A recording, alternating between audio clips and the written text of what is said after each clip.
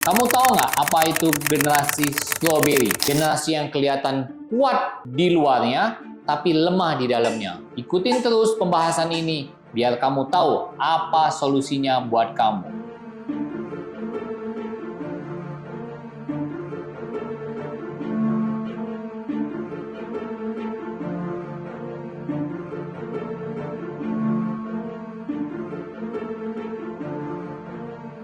Saya yakin banget kamu pernah cicipin namanya strawberry. Strawberry itu kan sangat indah sekali ya. Kalau maksudnya kita lihat dari luar dan kemudian kita makan rasanya enak renyah gitu kan. Sama seperti halnya generasi strawberry, di mana mereka kelihatan itu sangat kuat banget di luar, tapi begitu mereka menghadapi masalah, mereka sangat fragile, sangat rapuh. Bahkan mereka cenderung kalau mereka rasanya tidak mampu, mereka langsung tinggalin aja permasalahan itu.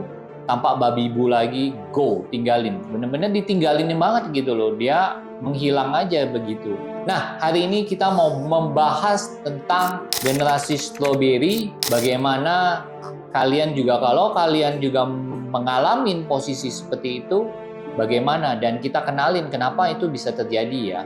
Kalian juga yang merasa generasi strawberry bisa menjadi manusia yang lebih maju, menjadi manusia yang lebih sukses lagi. Generasi strawberry itu mempunyai karakteristik yang negatif. Pertama gini loh, dia itu tidak punya cita-cita atau dia bingung, cita-cita saya mau kemana ya. Dan kemudian punya karakteristik juga yang kurang fokus pada suatu hal. Karena apa? Kebanyakan tuh segala sesuatu kan online gitu ya. Jadi soal literasi mereka tidak banyak gitu. Dan saya juga rasanya mengalami kali ya. Di dalam anak saya kebetulan umurnya 9 dan 6 tahun. Mereka tuh kebanyakan apa? Kebanyakan nontonnya TikTok, YouTube gitu loh. Kalau disuruh baca masih kurang. Saya bisa merasakan ini. Mungkin banyak bapak-bapak atau ibu-ibu mengalami hal yang sama. Tapi dengan penjelasan saya nanti yang ke depan, saya berharap semua bisa menjadi lebih baik lagi. Jangan sampai terjadi seperti generasi strawberry ini. Karakteristik negatifnya yang ketiga adalah kurang memiliki motivasi dalam mencapai tujuan hidupnya.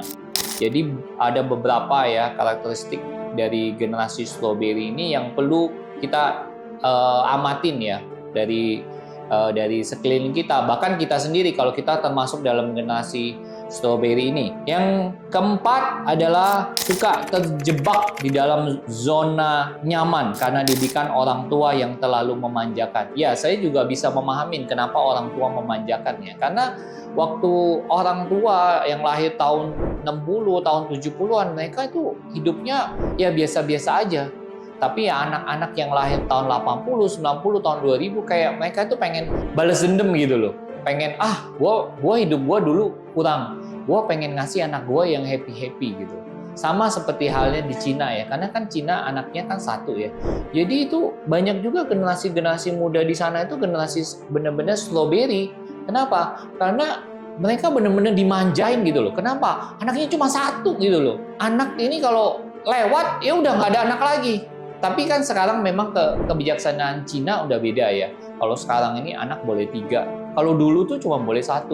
Jadi mereka do the best banget lah buat anak. Akhirnya ya anak-anaknya yang jadinya generasi strawberry. Nah, buat kamu yang melakukannya kepada anak kamu seperti itu, mengikuti semua yang anak mau, stop mulai kamu saat kamu dengar ini.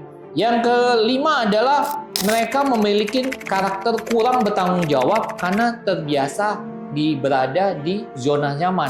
Nah itu loh, siapa yang buatnya itu? Biasanya orang tuanya. Karena apa? Karena orang tua kasih semua fasilitas, semua dikasih.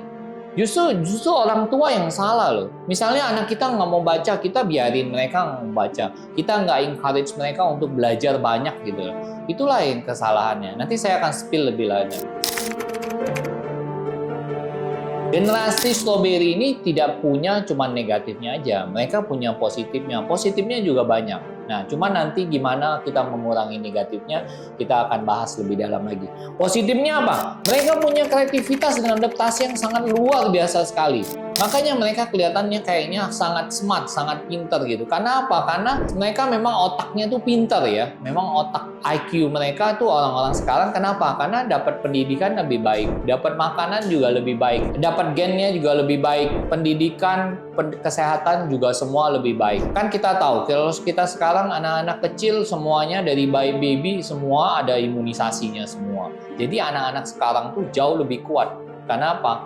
Karena ilmu pengetahuan juga sudah sangat maju sekali. Mereka juga mempunyai sikap terbuka terhadap hal-hal baru atau ide baru. Jadi kalau kita ngomong tuh sebenarnya mereka bisa menerima gitu loh. Mereka bisa menerima perbedaan warna kulit, warna apa gitu berbeda dan mereka bisa menerima. Yang maksudnya gimana? Mereka mempunyai sikap percaya diri dan toleran terhadap pendapat, keyakinan, latar belakang orang lain yang berbeda darinya.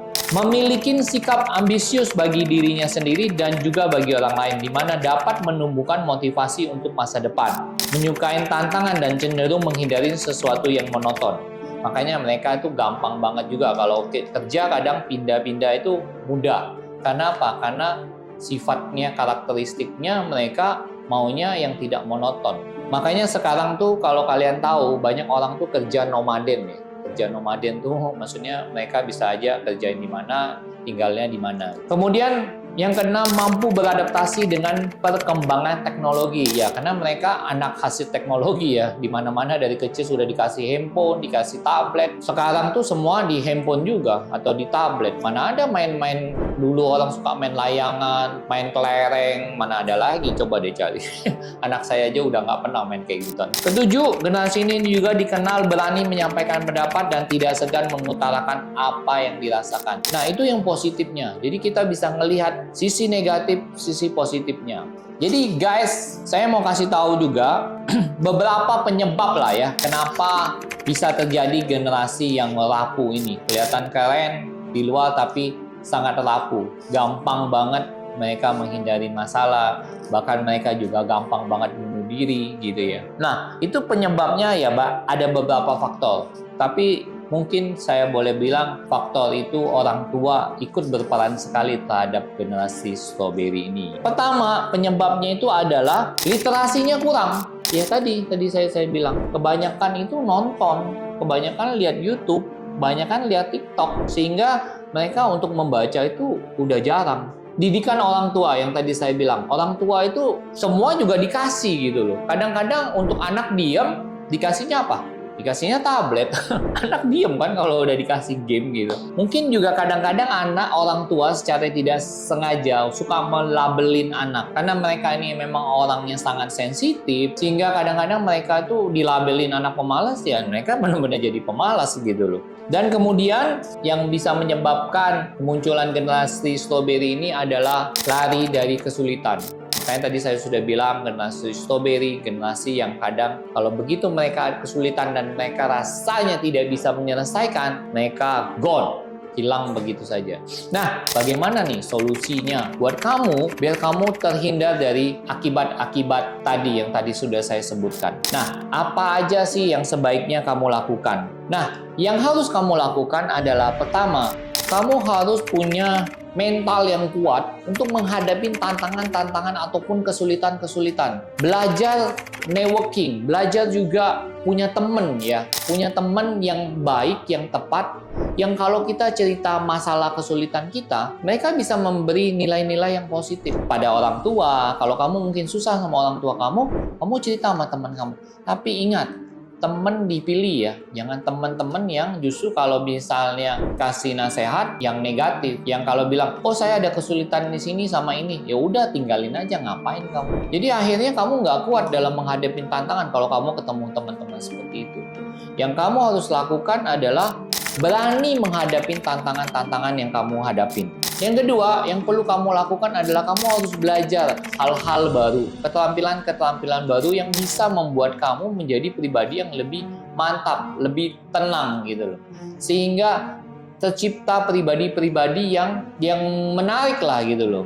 Karena kadang-kadang kalau generasi strawberry, mereka ini udah nyaman hidupnya gitu loh, sehingga tidak mau belajar hal-hal yang baru. Sedangkan dalam hidup itu, kalau kamu mau sukses menjadi orang hebat, kamu kadang perlu belajar hal-hal baru, sehingga tidak monoton saja ya. Nah, yang keempat yang perlu kamu lakukan adalah pendidikan karakter. Misalnya, kalau ketemu orang harus negor, sama orang yang lebih tua juga harus lebih hormat, lebih negor. Seperti itu loh, itu cuman karakteristik kecil tapi penting sekali. Misalnya kita juga mau makan, kita bilang sama orang yang sekeliling kita gitu loh. Kita bilang, makan dulu ya gitu loh. Atau misalnya kita bertamu di tempat orang ya, kita kalau ditawarin minum, emang kita ditawarin orang minum.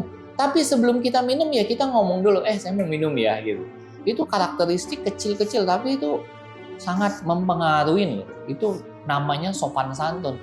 Karena sekarang ini kalau itu sudah nggak diajarkan di dalam keluarga, itu orang-orang itu memang jadi nggak kuat itu karena kayak gitu. Karena memang nggak ada nilai yang diajarin di dalam keluarganya. Dan strawberry ini kebentuk sebenarnya gara-gara keluarga dia. Karena keluarga yang terlalu mungkin karena bapak ibunya juga tergila-gila pada gadget, pada HP, pada tablet, dan kerjanya juga berhubungan terus mereka. Sehingga generasi-generasi anaknya terciptalah generasi strawberry. Saya mau katakan satu ya, bahwa di sini adalah generasi strawberry adalah generasi yang memiliki kekhawatiran tentang ketahanan dan kemandirian pada generasi muda. Makanya kita bisa mencegah generasi strawberry ini dengan cara kita menanamkan anak-anak ini harus berani menghadapi tantangan dan menerima kegagalan sebagai pelajaran. Kalau kamu bisa, kamu akan jadi orang yang lebih sukses lagi dan orang jadi yang bisa maju. Guys, kamu butuh motivasi apa lagi? Kamu tulis ya di kolom komentar di bawah ini. Nah, nanti komentar yang paling bagus saya akan bahas di video selanjutnya ya.